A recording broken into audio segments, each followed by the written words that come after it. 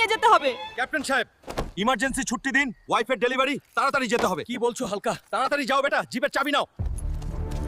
সোনিকা, কাঁদিস না, আমি এসে গেছি, এখনই হাসপাতাল নিয়ে যাচ্ছি। সোনিকা, কাঁদিস না। কিচ্ছু হবে না। ডাক্তার সাহেব কোথায়? তাড়াতাড়ি আসুন, এটা সিরিয়াস কেস, সিজার করতে হবে। হালকা বেটা, টেনশন করিস না, আল্লাহর উপর ভরসা রাখ, সব ঠিক হয়ে যাবে। হ্যালো, কে? হালকা, তোমাকে আজ রাতের মধ্যে ডিউটি জয়েন করতে হবে।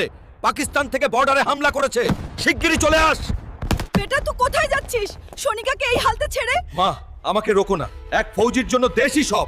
আপনি আমার জন্য দোয়া করুন। হালকা, বর্ডারের হালত পুরোপুরি বিগড়ে গেছে, এখনই রুখতে হবে, না হলে ভারতের জন্য মারাত্মক বিপদ। তাড়াতাড়ি পজিশন নে।